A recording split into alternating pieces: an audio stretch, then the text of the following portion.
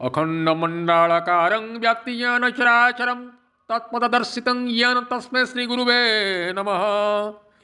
अज्ञानतिमिरान्धस्य ज्ञानाञ्जनशलाकया चक्षुर्मीलितं येन तस्मै श्रीगुरुवे नमः।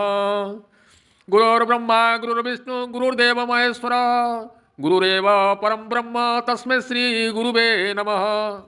मेरे संशोधनों से भरे दर्शकों, मेरे आध्यात्मिक सामाजिक प्रेरक और सुधारक चैनल में आपका स्वागत है।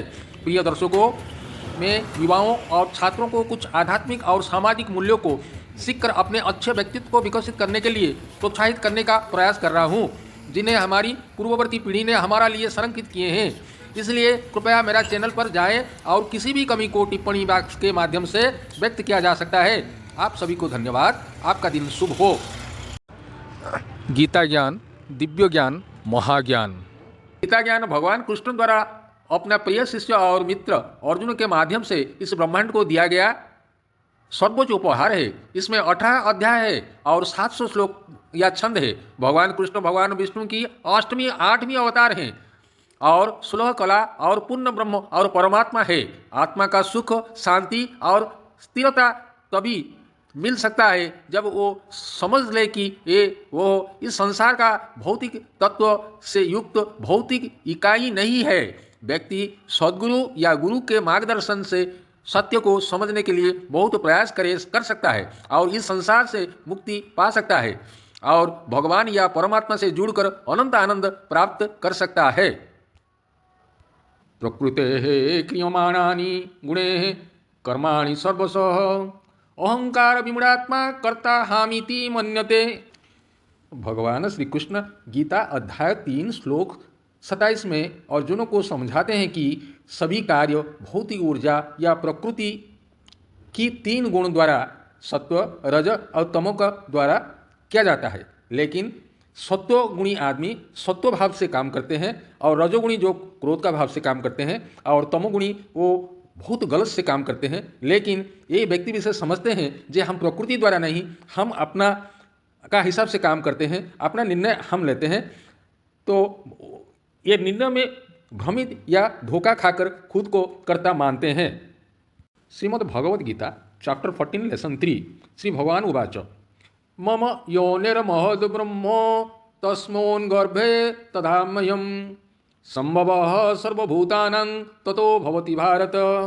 श्री भगवद गीता चैप्टर 14 टेक्स्ट 4 श्री भगवान उवाच सर्वयोनिषु कौन्तेय मृतयः सम्भवन्ति यः तस्म ब्रह्म महद् योनिर् अहं बीजप्रद पिता।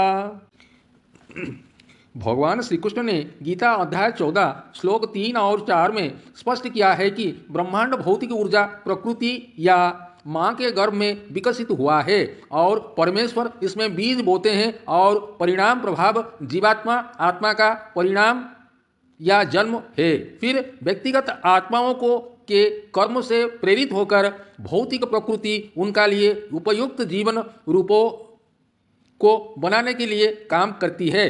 जैसे जीवात्मा कहा जाता है।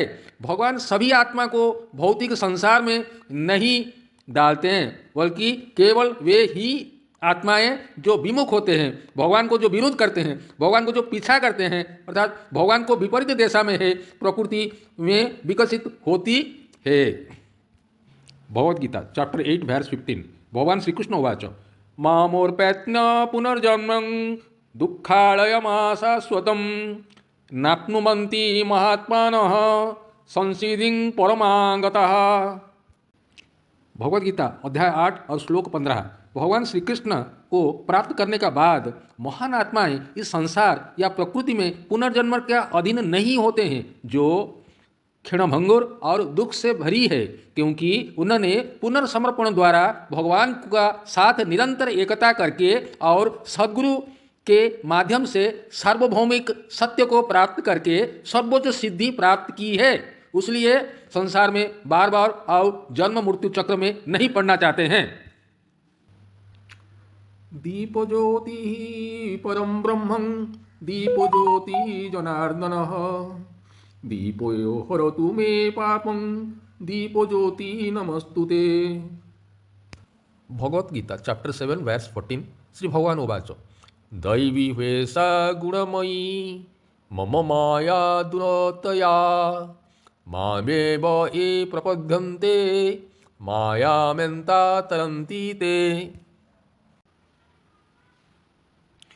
भगवान कृष्ण कहते हैं कि क्योंकि माया प्रकृति उनकी शक्ति है, इसलिए कोई भी भगवान को जीत नहीं सकता।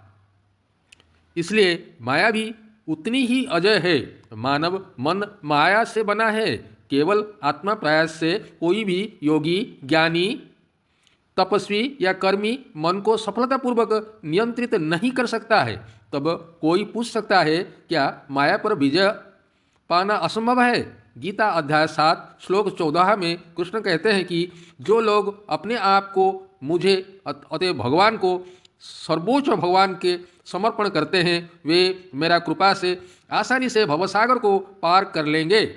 मैं माया प्रकृति को इस आत्मा को मुक्त करने के निर्देश दूंगा, क्योंकि माया मेरी ही विस्तारित शक्ति है।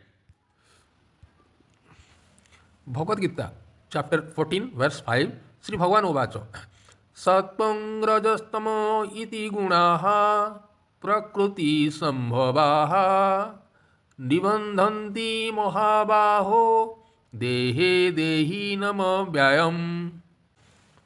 भगवद गीता चैप्टर 3 वर्स 37 श्री भगवान उवाच काम एष क्रोध एष रजगुण समुद्भवः महासौनो महापापात्मा विधेयनाम इह बहिरीणम। भगवान श्री कृष्ण गीता अध्याय 3 श्लोक 37 में कहते हैं कि ये काम इंद्रियों के माध्यम से किसी भी चीज़ और हर चीज़ को चाहने के लिए प्रबल भावना, प्रबल इच्छा बनाते हैं, जो रजगुण से संपर्क में पैदा होते हैं और बाद में क्रोध में बदल जाते हैं। संसार में पापी सर्वभक्ष शत्रु के रूप में जाना जाते हैं। कर्मण्येवाधिकारस्ते मा फलेषु कदाचन मा कर्मा फला हेतुर्भूर्मा ते संगोस्तव कर्माणि। भगवान श्री कृष्ण ने इस श्लोक में ये जगत को कह रहे हैं कि कोई भी व्यक्ति अपना कर्म का ही करने का अधिकार है, लेकिन कर्म जनित जो उत्पादन होता है, जो फलस्वरूप, इसका ऊपर इसका अधिकार नहीं। और तब जैसा हम दैनंदिन कर्म करते हैं, जो नेसेसरी काम करते हैं, उसका ऊपर हम फल का ऊपर निर्भर नहीं करते, जो जनरल ड्यूटी है। लेकिन स्पेसिफाइड ड्यूटी है, जे मेरे को ये कर्म करना है, कर्म करते ही मेरा ये फल प्राप्त होगा, ऐसा विचार नहीं रखना है, क्योंकि जीव का कर्म का ऊपर अधिकार है, कर्म का फल का ऊपर अधिकार नहीं है। इसका कारण ऐसा हो सकता है, वो बहुत फैक्टर्स का ऊपर डिपेंड करता है। वो पूर्व जन्म, आगे जन्म, ये सब का बारे में हम लोग को पता नहीं, ये ईश्वर को ही पता है। तो ईश्वर कहते हैं तुम कर्म करते चलो, लेकिन तुम फल का ऊपर निर्भर मत रहो, क्योंकि फल तुम्हारा हाथ में नहीं, ये दैव का ऊपर रहता है। प्रिय दर्शकों, आप मेरे को आपका मूल्यवान समय देके ये मेरा चैनल को देखने के लिए हम बहुत आभारी है। बहुत धन्यवाद। उम्मीद है कि इससे हमारी छात्रों को कुछ प्रेरणा और प्रोत्साहन मिलेगा। मैं अपनी आध्यात्मिक सामाजिक प्रेरक चैनल में कुछ नए वीडियो डालने जा रहा हूं। कृपया मेरा वीडियो को सब्सक्राइब करें, पसंद करें, कनेक्ट रहे, साझा करें, मुझे प्रोत्साहित करें। धन्यवाद।